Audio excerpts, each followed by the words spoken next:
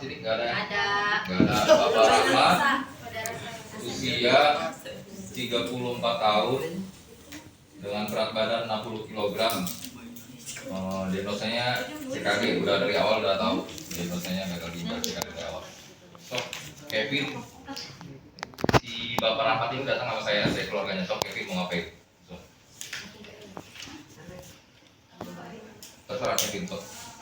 Kevin lagi di GD misalnya. Ya, Kevin lagi di GD, datang pasien nih. Pasien datang sama saya. Yuk. Tadi saya udah jelasin tuh ini. Kondisi sedikit kondisi pasiennya. Ya, oke. Datang tuh. Mau ngapain Kevin?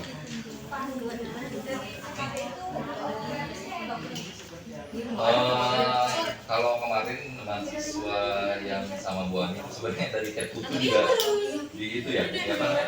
Diganti dari head putih, cuma sebenarnya kalau untuk kajian primer ya terfokus sama apa masalahnya aja sih sebenarnya, apalagi kan kalau misalnya kasusnya kayak di IGD terlalu membuang waktu, kayak misalnya kemarin ada mahasiswa yang head putih tapi sebenarnya dia aja sama Bu Ani, bukan berarti dilarang, tapi ya Bu Ani mempertanyakan aja, kamu itu periksa rambutnya ya untuk apa, kalau menurutnya rontok di IGD mau diapain gitu sih, cuma ya bukan berarti dilarang sama Bu Ani. Oke, ya terserah nanti komen sampai iya lah. Stop.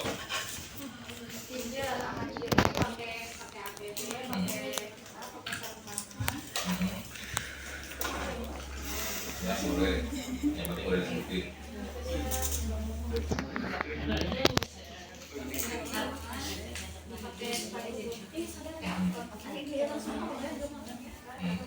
Ya udah.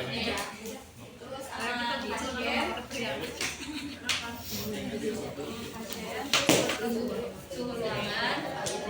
Ini apa? Untuk privasi, pagi pasang.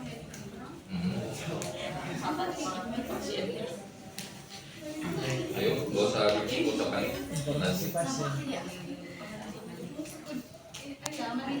Udah, ya udah aman, semuanya udah aman. Udah semuanya udah aman. Cek respon. Ya, sadar penuh. Sadar penuh. Sadar penuh.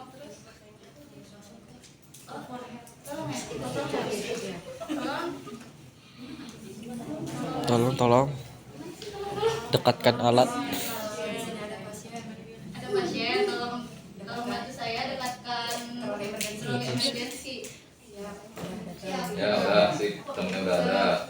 Terus airway, Cek airway-nya, bagian airway-nya. ada cairan atau tidak. Terus ada apa, pangkal lidah jatuh belakang. Terus Itu ada dikaji sampai segitu, kan dari awal udah tahu nih, apa namanya? Sadar penuh. oh iya. Iya enggak? Tadi sadar penuh enggak? Ya, Airway clear. ya, Airway clear. clear.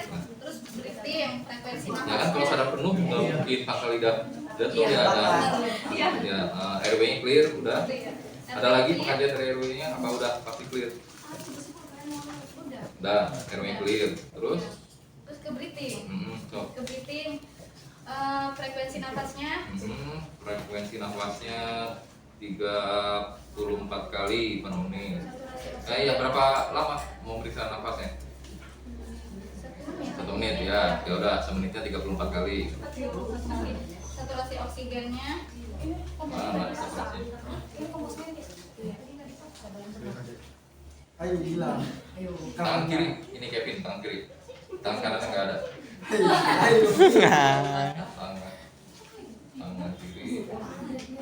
Saturasi udah terpasang, saturasinya 84. 84, berarti pasang oksigen. Pemberian oksigen 6 breathing. Iya. Breathing mas. Pasangin. Ada.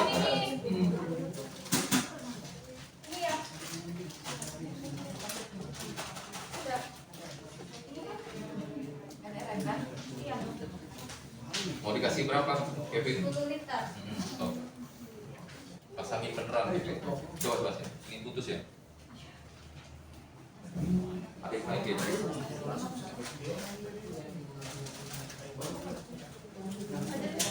Nenek. Nenek.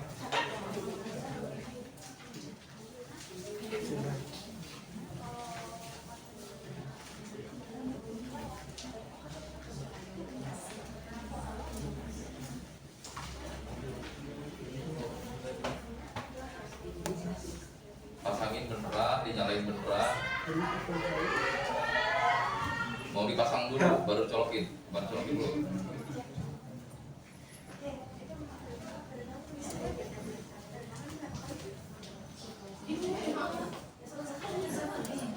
Mau dikasih berapa sama Kevin itu? So. Udah 10 liter itu? Udah 10 liter belum? Belum ya. So, mau gimana cara masang gini? Segini. Hah? Nah, nyalain dulu. Mau dikasih 10 liter nyalain. Bentar. Kevin belum pernah masangin ini, O2.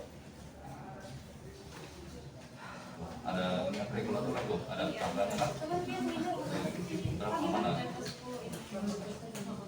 Oke, tuh 10. Itunya kalau ditutup dulu tuh biar terisi oksigen, biar terisi udara gitu. Sama aja. Ini. Nggak apa-apa, ditunggu dulu biar cepat keisi.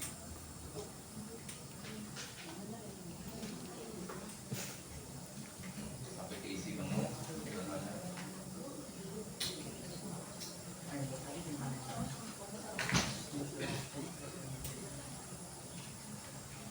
Udah terisi, baru itu berapa tadi kok? Dikasihnya 10. Sip.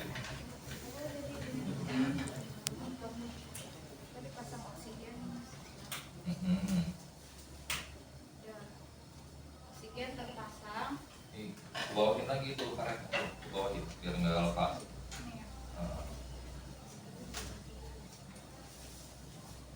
Udah ya. Udah.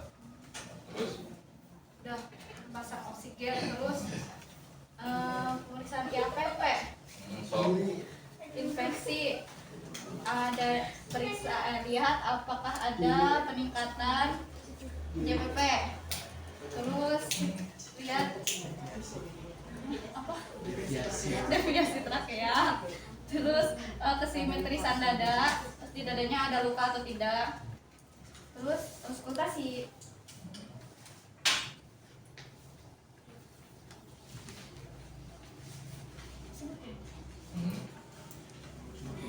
ICS 2 kanan, ICS 2 kiri, ICS 3 kiri, ICS 3 kanan, ICS 4 kanan.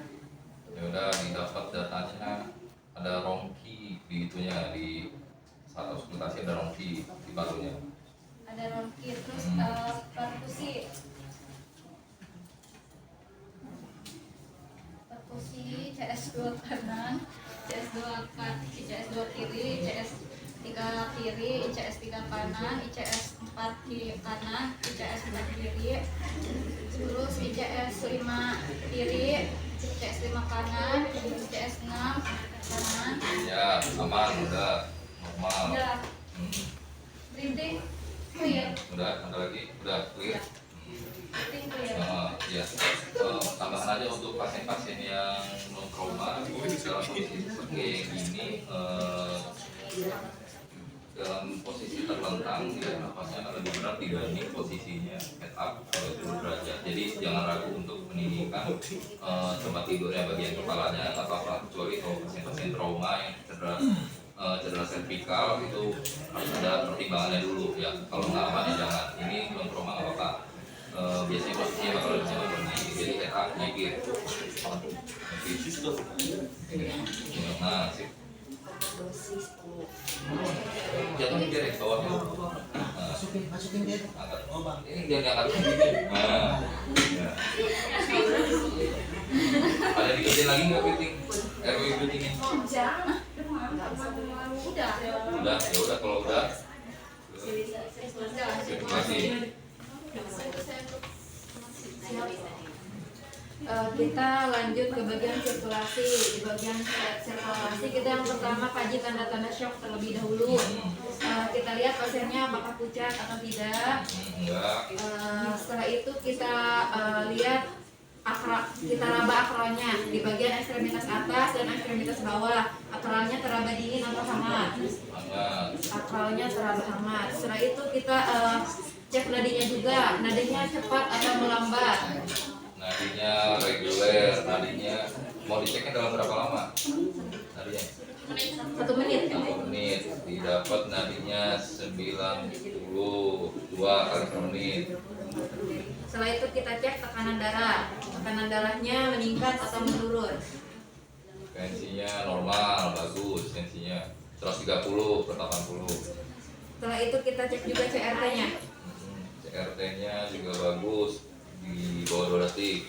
Di bawah 2 detik. Setelah itu kita lanjut ke resusitasi cairan. Di bagian resusitasi cairan itu kita memberikan IV LED satu apa dua? Satu jalur. Kita pasang.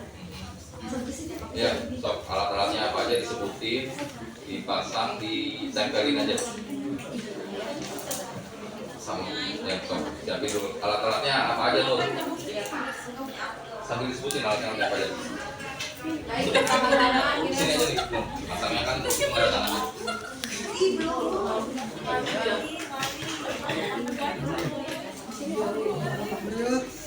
Untuk alat-alat infus, pertama kita siapkan perlak dan alat, terus ada bengkok juga, terus ada tourniquet. Di sini juga ada plester, terus ada gunting, ada infus set, terus ada aboketnya, terus ada cairannya, serta ada alcohol swab. Nah, setelah 3 derem, ada 3 derem. Setelah kita menyiapkan alat, jangan lupa kita cuci tangan. Cuci tangan 6 langkah. Setelah itu kita menggunakan handscoon. Setelah menggunakan handscoon, pasang perlak dan alat. Setelah pasang itunya, kita siapkan terlebih dahulu cairannya. Buka, ini ceritanya harus dibuka ya, Kak? Ceritanya ya. Itu di close apa ditutup? Tutup dulu ya. Nah, Nur udah kenapa salah? Ini dulu. Udah, Pak. Udah. Waktu di mana? Sering ke teman gitu, Pak, kalau lagi sakit. Bolehnya nih, ke teman. Uangnya banyak tuh. Uangnya banyak, rumah sakitnya rugi. Nah, udah. Jangan sampai terisi penuh. Jangan sampai ada Udara juga. Pastikan kalau ada udara kita buang terlebih dahulu cairannya. Nah, setelah itu lanjut ke tahap selanjutnya. Pasangkan. Ini kita simpan di sini. Ujian. Bengkok. Siapkan plester terlebih dahulu. ya cukup satu aja tuh, nggak apa-apa. Ya, satu aja, Pak. Ceritanya udah disiapin banyak bentuknya. Nanti siapin satu aja, nggak apa-apa buat nyempelin.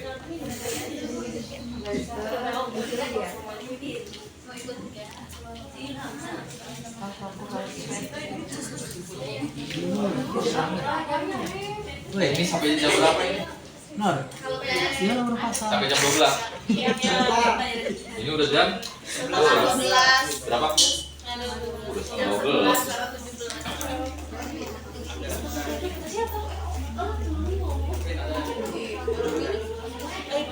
Jadinya masukin, Pak, ke sini ya. Kayak gimana biasanya? Nah, kita cari dulu penanya yang terbesar, Ya. Pak. Udah itu, udah ketemu penanya, kita bersihin ya.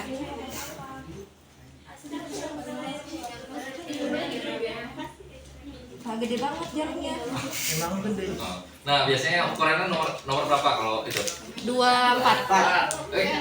Ya, dewasa biasanya 18, 20, 22, ya 24, 26 biasanya anak-anak. Disesuaikan aja sama ini besaran pembuluh darahnya. Gede banget jarinya. Gede anjir. Tapi si bapaknya ngomong ini, Bu, saya mau diapain, Bu? Oh iya, Bapak, sebelum tinggal kan apa ini? Habisnya karena ada yang lupa. Saya akan melakukan tindakan pemasangan infus, yaitu memasukkan cairan ke dalam tubuh Bapak. Masukin cairan? Masukkan Obat. Oh iya. obat ke dalam tubuh Bapak. Tujuannya itu Bapak supaya Supaya apa? supaya apa? Supaya apa? Saya nggak tahu kan, yang tahu tujuannya Ibu. Tujuannya itu supaya nutrisi di dalam tubuh Bapak terpenuhi. Nah, untuk waktunya kurang lebih 10 sampai 15 menit. Baik Pak, saya akan memulai. Udah siapkan alat ya Pak, tadi udah beres semua. Kita lihat pena, habis lihat pena bersihin pakai alkohol swab, udah gitu ukur terlebih dahulu sininya. Jadi yang perlu diperhatikan, Nur, ketika akan melakukan tindakan invasif, pastikan dulu kita tahu tujuannya itu untuk apa gitu ya. Dan saat pemasangan infus food untuk pasien-pasien gagal ginjal itu kan dia biasanya jumlah cairan yang masuk pun akan dibatasi ya, mau minum atau bahkan infus. Nah ketika kita nggak tahu tujuannya untuk apa, kita bilang itu nanti untuk nambah untuk memasukkan cairan ke tubuh Bapak, ya pasti akan keberatan karena yang udah karena dia juga si pasien ini yang sudah sering kontrol ke penyakit dalam, ya dia tahu gitu kalau cairan itu harus dibatasi gitu dari dokter penyakit dalamnya. Nah ketika datang mau dimasukin cairan ya pasti keberatan. Jadi tujuannya ya ini untuk memasukkan terapi, ini untuk rute masuk terapi intravena gitu. Jadi obat-obatan nanti Bapak masuk lewat sini. Adapun cairannya ya ini akan kita sesuaikan gitu, nggak akan berlebih gitu. Oke? Iya Pak. Atau bahkan ini kalau pasien-pasien yang CKD yang gagal ginjal di RSDP ini biasanya nggak terpasang cairannya, cuma terpasang templonnya aja buat masukin obatnya aja. Ya, sering pernah lihat nggak? Yang cuma isinya doang. Ya. Jadi biasanya kriterianya dua tuh, yang cuma terpasang templon, antara dia gagal ginjal atau pasien yang kemungkinan datang akan langsung dipulangin lagi, cuma masuk terapi langsung pulangin gitu. Kalau keluhan teratasi biasanya langsung pulangin, jadi nggak dipakai infusan gitu. Oke? Iya Pak. Oh ya, satu lagi, kalau pasien-pasien gagal ginjal, pasien ini kan dari awal kita udah tahu ya ini pasien gagal ginjal ya, pasien yang CKD. Biasanya dia kalau yang rutin untuk cuci darah akan terpasang apa namanya? Alat yang biasa untuk cuci darah. Simino, biasanya terpasang Simino. Ya, kalau yang biasa rutin cuci darah terpasang Simino. Nah itu harus kita kaji tuh ada di sebelah mana Siminonya, di kanan atau kiri. Jangan sampai ada kejadian ketika Siminonya ada di sebelah kiri kita pasang infus di situ. Bisa jadi nanti bakal perdarahan. Pokoknya di mana ada Simino itu kita nggak boleh. Apapun tindakannya nggak boleh ada di bagian tersebut. Entah itu pasang infus, ambil darah, tensi. Khawatirnya nanti terjadi perdarahan di situ, perdarahan yang masif nggak tertangani nanti, ya. Jadi pastikan tuh kalau pasien-pasien gagal ginjal sebelum diinfus pastiin tanya ada siminonya atau enggak gitu, ya. Oke. Udah, stop, udah terpasang, tinggal tempelin aja ini loh. Oh gini aja ya.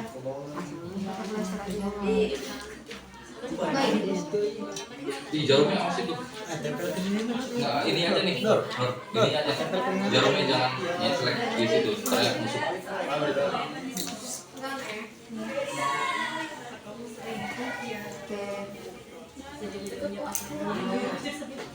Udah.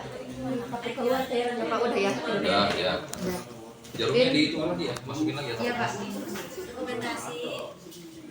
Infus sudah terpasang. Nah, saat pemasangan infus ada lagi yang dikerjain? Sambil diambil darahnya, ya sambil diambil darah biar nggak ditusuk 2 kali pasiennya ya. Kalau bisa itu langsung dari darahnya. Nah, biasanya kalau pasien gagal ginjal gini terfokus pemeriksaan darahnya apa aja?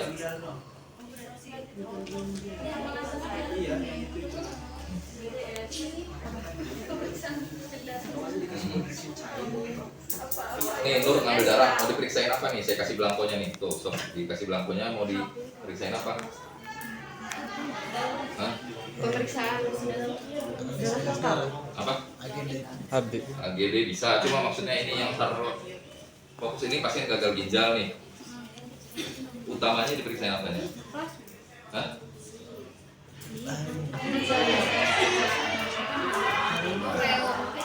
Nah, apa? Teh? Ureum itu fungsi ginjalnya ya kan? Itu fungsi ginjalnya, ureum kreatinin ya diperiksain. Biasanya yang diperiksain pasien-pasien gagal ginjal udah pasti ureum kreatinin diperiksain, darah rutin juga udah pasti diperiksain ya. Adapun tambah-tambahan lainnya kayak AGD yaitu nanti akan menyusul atau bisa dijadikan. Kalau AGD kan darah arteri ya.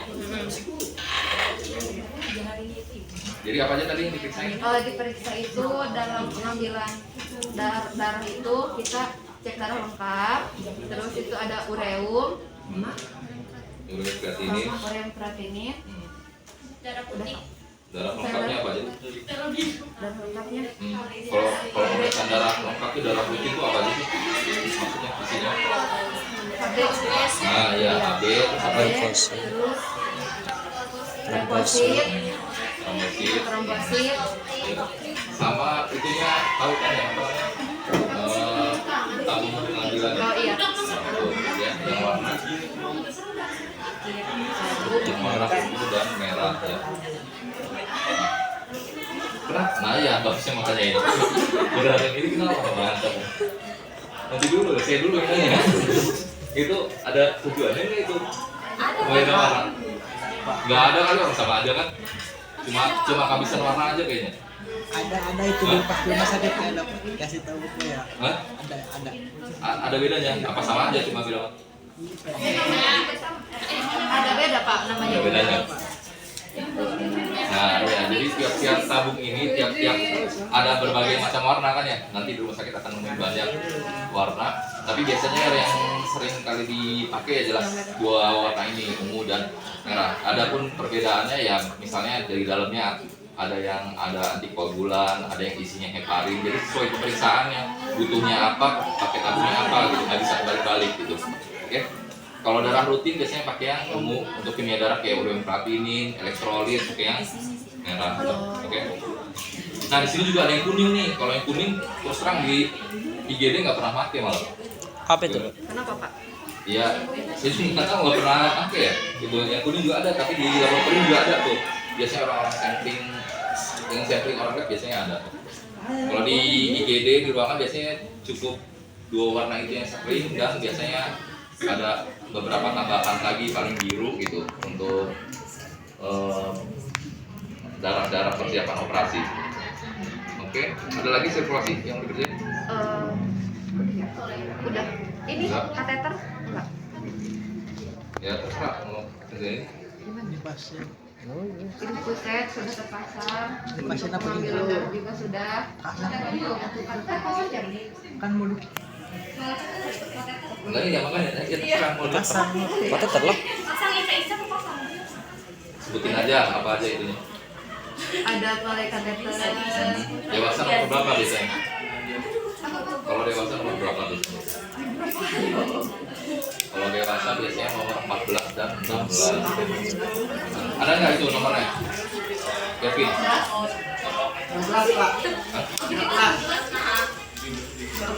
Ada kan? Nomornya? 16. Apalagi Nur? Terus ada duk bolong juga. Nah, terus kita siapkan jelly, ada plester juga, terus ada perlak alas, bengkok, ada squid, terus ada aqua bides buat nanti fiksasi. Kalau cowok. Hah? Jelly Ya udah. gimana tadi? Kalau cowok apa? Kalau Apa namanya untuk fiksasi itu aqua bides. aqua Ya, bides. Nanti kalau kan cowok ditarik, Pak. Perempuan juga. cewek juga Sama Pak, perempuan sama, juga. cowok cewek sama difiksasi pakai aqua. Iya. Terus ada squid juga. Squid itu fungsinya buat ambil aqua bides, nanti buat fiksasi pasti kateternya udah masuk gitu. Terus tujuan utama kamu pasang kateter apa aja? Untuk mengeluarkan urin. Mengeluarkan. Urinnya nggak keluar tapi urinnya nggak keluar tapi dipasang kateter. Ada masalah. Apa? Jadi tujuan utamanya untuk memonitoring Urin. Urin output. urin outputnya normalnya 0,5 cc. 0,5 sampai 1 Satu. cc. 0,5 sampai 1 cc. Ada urin 1 cc normal berarti ya? Kali berat badan. Nah, kali berat badan per jam. Dipasang di sejam pertama berarti normalnya berapa dia? Bisa dulu. Siap berat badan di sana. Ini umurnya berapa? Umurnya berapa tadi? Oh, 4 tahun. umurnya? Bukan ke Oh, bebek berapa? Ada. Ada nggak? 60 kilogram. 30 kalau enggak 60. Iya. Ya, rentang 30 sampai 60 cc darah pertama. Cuma ini urinnya nggak keluar ya. Tuh datanya tuh urinnya nggak keluar ini sama sekali. Tulis dong. Urinnya nggak Terus ada keluar. lagi nggak sirkulasi maksudnya? Udah di breathing itu. Udah evaluasi kembali. Ya. Kita lihat lagi. Ya udah, hasilnya. udah terima kasih. Nah, ada lagi maksudnya? Udah. Udah. Lanjut bro. Kembali. Wawancara ya Pak.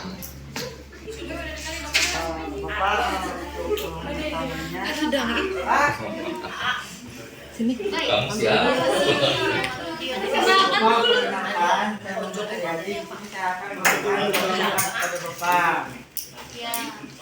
Suryadi kan? Iya Pak.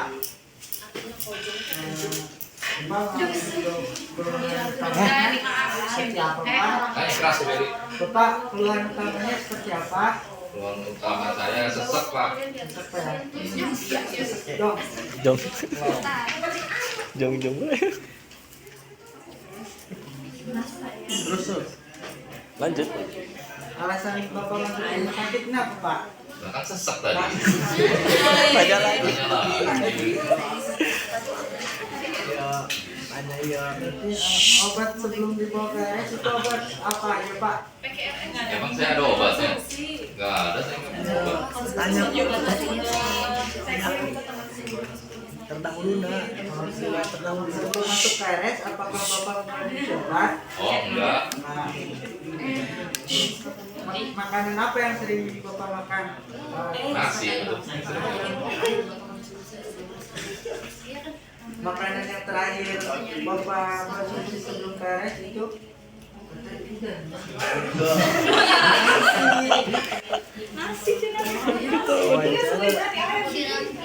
Apakah Bapak mempunyai riwayat alergi? Alergi apa dulu? Obat. Obat. Kalau obat saya alergi ini alergi Cefixim. Kalau makanan Pak? Kalau makanan saya alergi udang.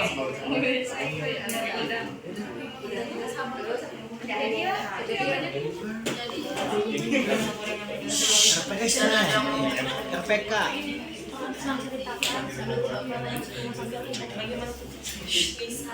Apakah Bapak bisa menceritakan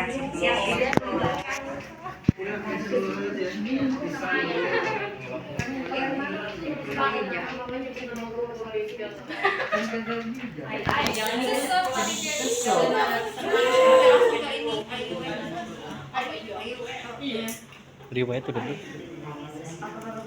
apakah Bapak mengkonsumsi alkohol? Ya. Rokok. Nah,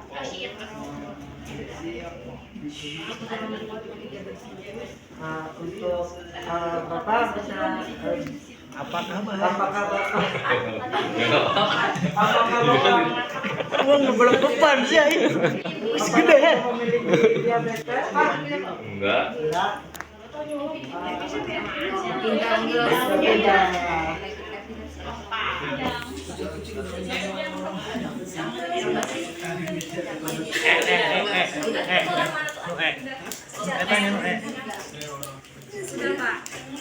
Udah. Baik Pak, terima kasih keterangan dari Milan. Udah. Wawancara Udah, clear. Gimana? Teman-temannya juga setuju? Apa ada koreksi? Buat pemeriksaan penunjangnya Pak. Itu mah. Pemeriksaan penunjang kayak lab dan lain-lain. Gimana maksudnya? Ini ya yang Enggak, dalam wawancara ini maksudnya. PKRS. Suryadi tadi gimana wawancaranya? Udah cukup. Riwayat penunjang. Oh kan, ada yang gimana? Suryadi, jadi yang ini yang krusial yang kelewat nih saat kamu menanyakan keluhan utama, ya kan si bapak ngejawab tuh, ya sesak saya jawab ya, si bapaknya yang jawab sesak. Itu begitu kamu tahu keluhan utamanya, itu kamu nggak kaji lagi, kamu langsung loncat ke pembahasan yang berikutnya. Kan itu kan harus dikaji lagi, kayak misalnya sesaknya itu dari kapan, ya kan? Apa pemberatnya, kayak gitulah, ya kan harus dikaji gitu. Bukan Pak keluhannya apa sesak, oke, apakah bapak punya alergi langsung ke sana kayak gitu contohnya. itu harus digaji lagi. Ya, Pak. Ya. Setelah kayak frekuensi kayak misalnya kayak muntah, diare itu kan harus jelas kan ya frekuensi berapa kali buat menentukan derajatnya gitu.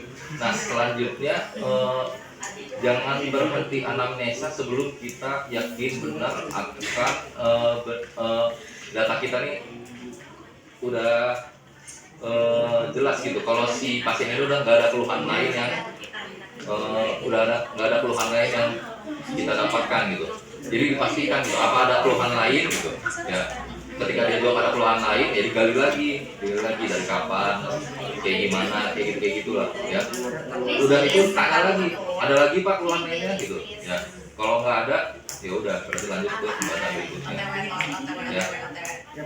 Ya kan jadi kamu cuma dapat datanya cuma sesak doang udah tinggal.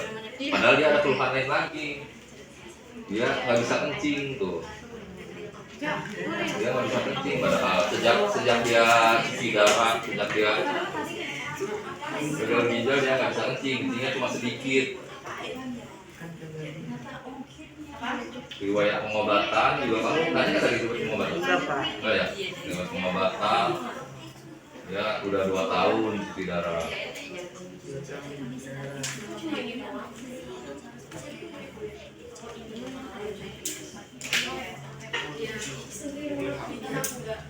Ada lagi nggak Suryani? Untuk harap.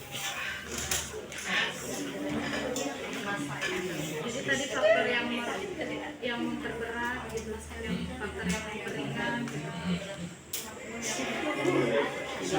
Ya pokoknya begitu tahu keluhan utamanya apa, jadi gali itu keluhan utamanya ya, jangan langsung meledak lagi sampai kita menemukan ya udah ada keluhan lain lagi baru. Oke. Nah, terus lanjut ke pemeriksaan fisiknya.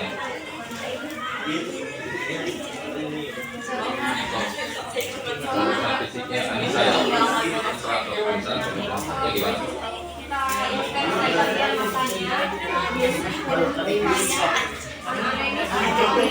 Udah ini. Kemudian seleranya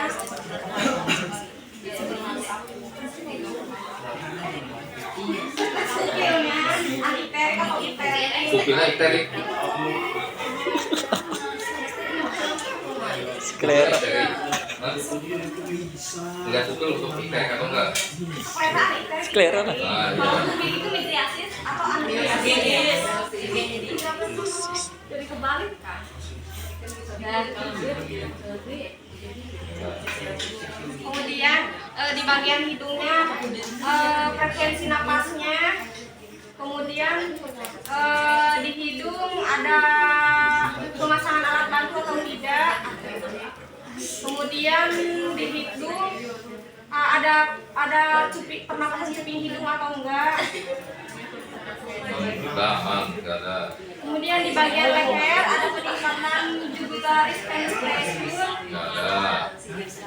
Kemudian setelah itu di bagian dada, bentuk dadanya simetris atau tidak. Terus bentuk dadanya ada hidden test, lateral test. Terus Udah simetris. di pengembangan dadanya normal atau tidak. Udah apa? Nah, terus kita inspeksi di bagian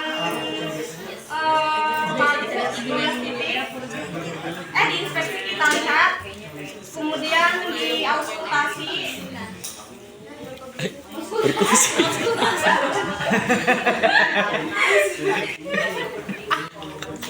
Lamun ya. Si Wida. Auskultasi. Aduh, Wida. Resonan atau enggak?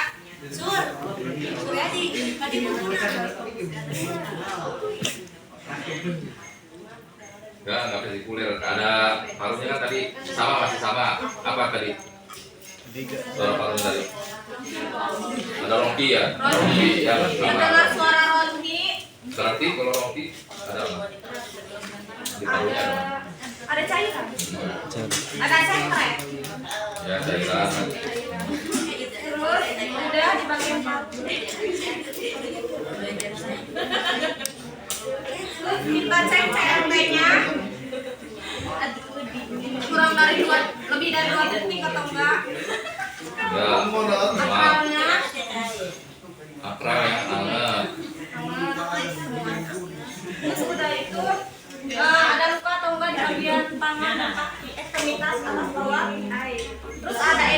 enggak? Ada apa? Ada luka?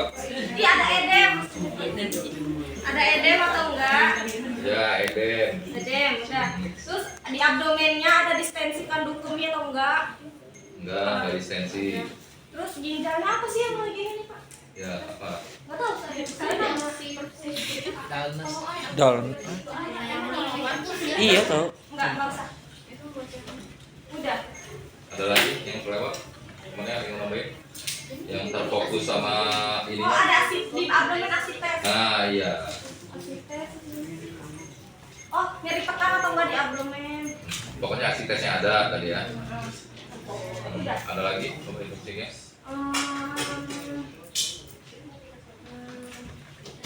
Apa lagi sih kalau ginjal? Ya udah, kalau udah, nggak apa-apa kalau udah. Udah. Ya udah, dari pemeriksaan fisiknya, dari data yang tadi udah didapat, dari masalah yang ada, terus dari masalah perawatannya yang biasanya apa? Ini nih, datanya ini.